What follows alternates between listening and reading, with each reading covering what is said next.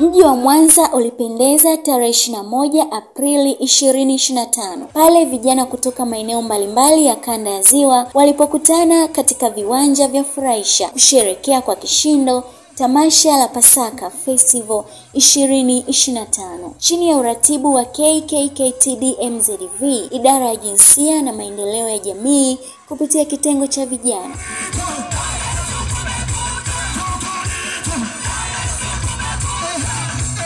Tamasha lilipambwa na nyimbo za Injili kutoka kwa waimbaji nyota kama Rozi Muhando, Christina Shusho na Boni Mwaitegi. Zaidi ya kwaya 20 kutoka mikoa mbalimbali zilitoa sifa na mapambio. Katika tamasha la Pasaka Festival, sauti ya ujasiri ilisikika kutoka kwa msaidizi wa askofu Mchungaji Stefano Lingwa. Ujumbe wake ulikuwa wa moto na mwelekeo na wa ukombozi kwa kizazi cha sasa. Vijana Mungu anawaita sasa kuweza kusimama katika nafasi, kuweza kusema ukweli kama ambavyo Yesu Kristo katika miaka 12 aliweza kuwa na maswali.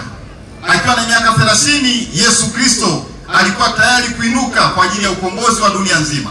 Vijana mko wapi kwa ajili ya kumshuhudia Kristo katika dunia hii? Mungu anawahitaji. Yesu Kristo anakuja kwa ajili ya watu ambao wamepoteza sauti ya kusema. Yesu Kristo anakuja kwa ajili ya watu walioonewa, ili kusudi aweze kuwainua, ili kusudi waweze kusimama.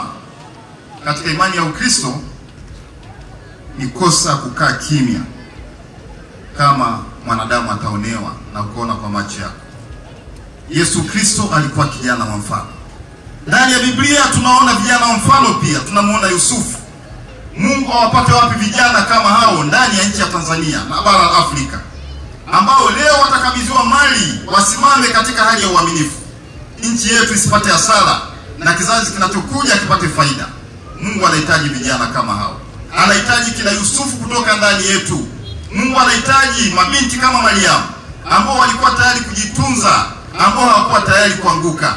Wapatikane wapi ndani ya nchi ya Tanzania? Mungu anawahitaji vijana. Mungu anakuhitaji. Mungu anakuhitaji ukae katika nafasi yako. Tunahitaji mabadiliko katika taifa letu. Tunahitaji mabadiliko katika bara la Afrika. Lakini hatuwezi kuyapata mabadiliko hayo kwa njia ya kupigana. Bwana Yesu apewe sifa. Akija mtu anakuambia inua panga, kamata bunduki, pigana, anakupoteza njia. Tumshangilie Mungu kwa makofi. Nimesema shetani anawahitaji na Mungu anawahitaji. Kwa hiyo shetani asije akaingia akatuvuruga. Tukianza kukimbia katika nchi hii, hakuna mtu atakayebaki. Najua kuna machungu mengi katika mioyo ya vijana kwamba wanamaliza vyuo lakini hakuna ajira, wanakaa mtaani. Tunaposema habari ya ajira leo, zaidi ya 80% duniani hakuna ajira, lakini kazi zipo. Kwa hiyo tunachohitaji ni kufikiri sawa sawa. Na sasa shetani anaweza kutumia nafasi hiyo. Anaweza akaja akikushawishi, umemaliza miaka 3 huna ajira. Mimi nilimaliza chuo cha walimu mwaka 1997. Lakini nilisubiri ajira mpaka mwaka 2000 ndipo nikaajiriwa. Tunaposema ukosefu wa ajira sio kwamba ni tatizo la leo, ni tatizo la dunia nzima. Kwa hiyo ni lazima turudi na tuangalie mfumo wetu wa elimu. Kwamba je, tunawezaje kufanya?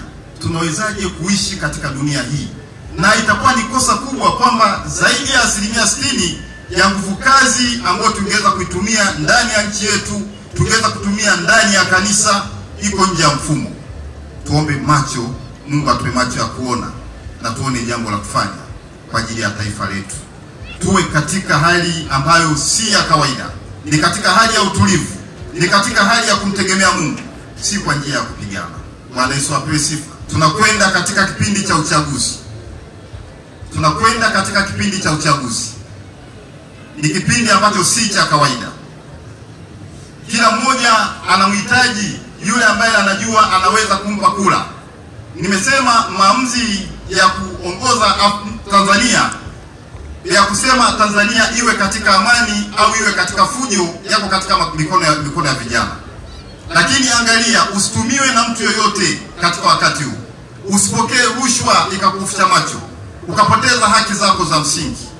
Mungu anakuhitaji. Asije mtu anakudanganya, anakuambia nenda msituni ukapigane.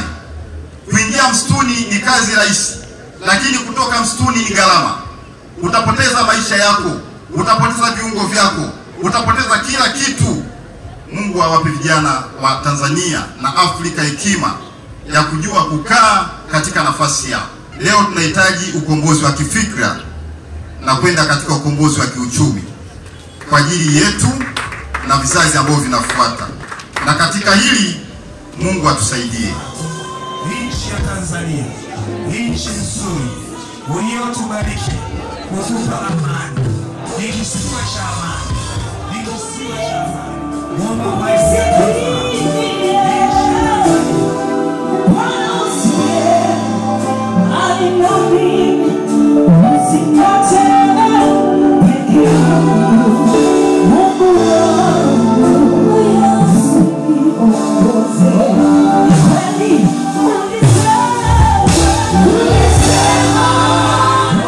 Mgeni rasmi Masanja Kadogosa, mkurugenzi mkuu wa shirika la reli Tanzania, alisimama kama kiongozi na mlezi wa taifa na kutufundisha kwa hekima. Alikazia kauli ya Askofu Malasusa kuhusu nguvu ya ulimi, akisema, ulimi ni kiungo kizuri sana na ni kidogo sana.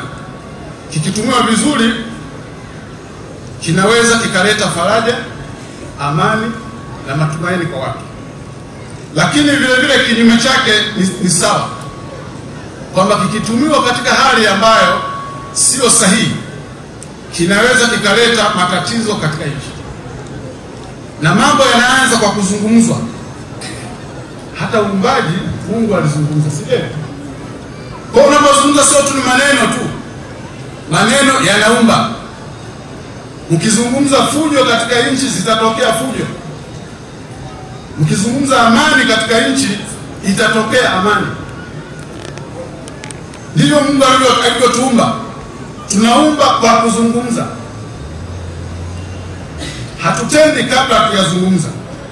Hapa tunakumbusha kuwa amani ni utulivu, penye utulivu pana furaha, na penye furaha panachochea ustawi wa maendeleo. Na hivyo ni wazi tunakubaliana kuwa amani ni maendeleo. Amani ya nchi hii itajengwa na kulindwa na vijana. Sisi sote ni Watanzania na mahali pa kujivunia ni hapa kwetu Tanzania. Na hivyo kila mmoja wetu anao wajibu wa kushiriki na kuweka jitihada kwa kusudi za kulinda amani ya nchi yetu. Nimejikita kwenye kuelezea hayo nikitambua kuwa tupo katika mwaka wa uchaguzi kama baba askofu alivyozungumza. Wamejitokeza watu wengi ambao wanatumia njia ya kutugawa kama taifa na kutuondolea umoja wa taifa na kutuhamasisha tufurahia. Kwa mheshimiwa baba askofu umelikemea hili kama ulivyotuasa kwamba vijana ndio tunaolinda amani. Vijana ndio tunaoweza kuhubiri amani. Na vijana kesho yetu ni ndefu. Yaani kesho wewe kijana ni ndefu sana. Yakitokea mafarakano kama nchi zingine tunavyojua, kesho yako itakuwa ile ndefu zaidi. Huwezi ukazungumzia kazi iendelee bila kwanza amani iendelee.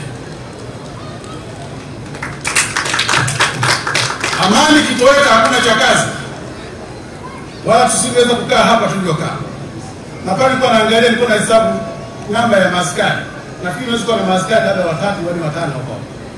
Hawezi katika grupu letu hili wakasema kwamba wanatuletea amani. Amani iko katika sisi tunavyokaa hapa. amani ikitoweka